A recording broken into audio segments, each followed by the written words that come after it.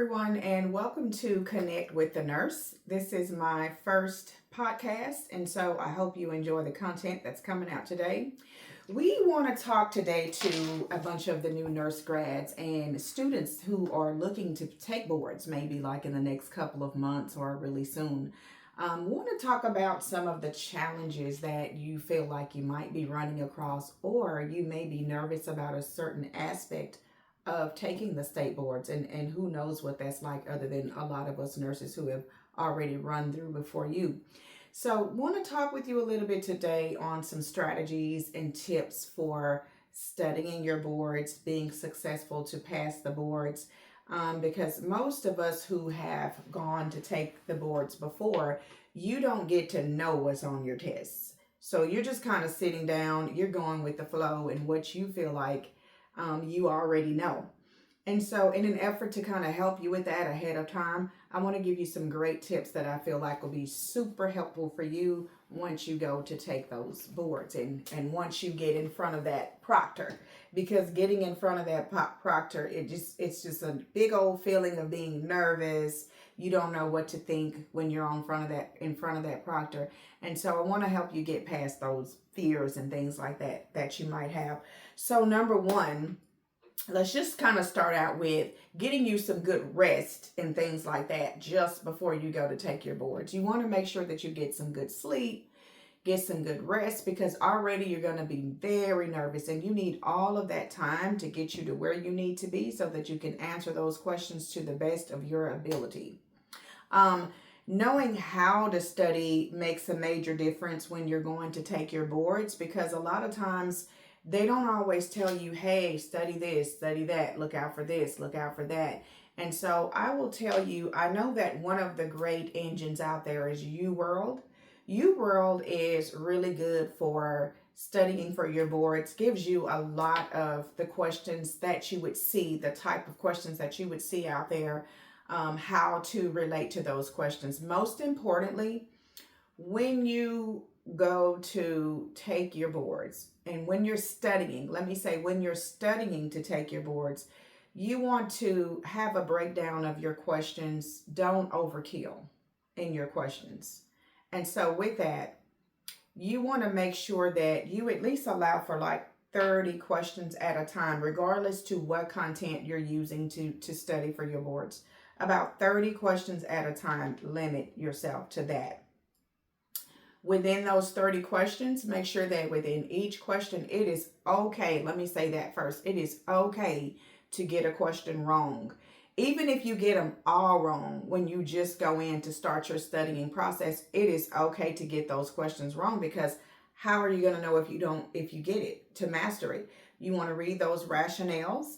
That is what's going to make a smart, prudent nurse. Read those rationales and understand why that's telling you what it's telling you. Understand the breakdown and the mechanism behind that studying. So if I am reading my rationale for this question and then I come over here and I have a similar question just like that, then that's already going to help me. Even though I got it wrong, I'm going to read my rationales and it's going to tell me so that I'm better for the next question. So just remember that. Always read those rationales. It's just going to help you be better. It's going to help you think better.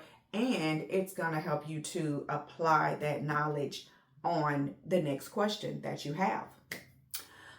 It is okay to mix in the questions, but I would advise that when you get started in your question banks and things like that for whatever application, again, that you're using, I would probably more or less start strictly with one system at a time. So if I'm going to do Mother Baby, I'm going to come over here and I'm going to get all Mother Baby. If I'm going to do heart and cardiac, I'm going to come over here and get all heart and cardiac. So on and so forth. So that kind of helps you to identify with all of that body system, from your nervous system, your hepatic system. You just want to do a breakdown. And then after you see you're mastering that, go ahead and then start to couple all of those different series of questions together. But this is just to help you to master your questions and kind of get you to a point where you feel confident in answering these questions, because it's so much that you have to know within those questions. and then giving yourself enough time to go ahead and test for boards. If you are finishing up and you may be coming out in May, or you might have already been out and have already tested and have been unsuccessful. That's okay too. You just want to start categorizing your time. Allow yourself a good 2 to 3 hours per day. Take some breaks in between. Don't try to feed everything into one session of your study questions. Just know how you want to do that, how you want to gear that, because it takes some time. You're getting off work if you're working, and then having to come home and study, and then having to do a lot of things that you do each and every day just to kind of keep that pace flowing and steady. So just make sure that you've allowed time, rest your mind, take your time to get that studying done, and then you're well on your way. Another thing we want to talk about is the type of questions that they're looking for when you study for boards right now. The knowledge that you have to have when studying for boards, it's things such as recognizing the problems with your patient, critical thinking, select all that apply. It's usually a heavy hot topic. Select all that apply because you don't know what to select, what not to select. You're not sure, but we're going to get on that topic as well. Multiple choice questions, which is just a simple A, B, C, or D. I know I'm being told there's several case management questions out there, which gives more or less a situation with the patient and what to think with the patient. And so even with that, you want to just think critical. The state board does not want to know what a seasoned nurse would do. So this is to all the LVNs out there, or LPNs. If you've already been a nurse, you've been an LVN, and you've crossed over to a registered student nurse position, and so now you're trying to see, all right, I know this, I know that. Do not go to boards with what you know on that floor right now. The state boards want to know what you know as a brand new nurse, which means you wash all of that out the drain, because that's not what they want to see. They want to hear from a brand new nurse who has never tested for boards, and the brand new nurse is not sure what she should do. And so at this point, she's just kind of going with the flow. She's looking at these questions and she's trying to decide what's going to be best practice. That's what you want to do when you start to test for boards. You want to know what is best practice. What am I going to do if I was a brand new nurse out on that floor? Well, a brand new nurse, just say if you have a couple of questions such as what you want to do if you see a patient is short of breath, or if you see that that patient is having a hard time, or you're just simply not sure on how you want to gear yourself to answer that question. Most importantly, know this as a brand new nurse, when you have selections such as notify the physician, start O2, elevate the head of the bed. Those are the types of answers that the board is looking for. Because a lot of times they're going to say do something, and then they're going to say notify the physician.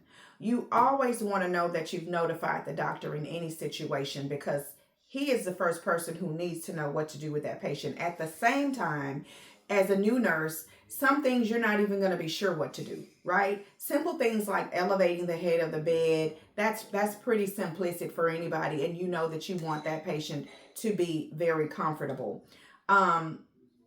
Anytime you see things such as grabbing a nurse who may know more than you do, those are some things that you want to check out on the state board, because they know that you don't know it. They know that you are not familiar with everything to do for a new patient. So you're certainly not going to start procedures and operating on someone, because you're not going to know that as a new nurse. You're coming in to learn everything that you can learn. Pain is very big on state boards, but know this: pain has never killed a patient. Pain is not what kills the patient. It is the underlying cause that's causing the pain. So whenever you're seeing things like you're going to address 8 out of 10 pain, or you're going to do this, or you're going to do that, you're going to assess to see what's causing 8 out of 10 pain, because you might see, who are you going to see first? A patient with 8 out of 10 pain, a patient who's just come out of surgery now has bleeding. That's critical thinking, right? So I know if someone has come out of surgery, that's very important, right? I don't know where this bleeding might be coming from. I don't know what is going on with this patient. And so with that, I'm definitely going to want to assess my patient and find out what's going on.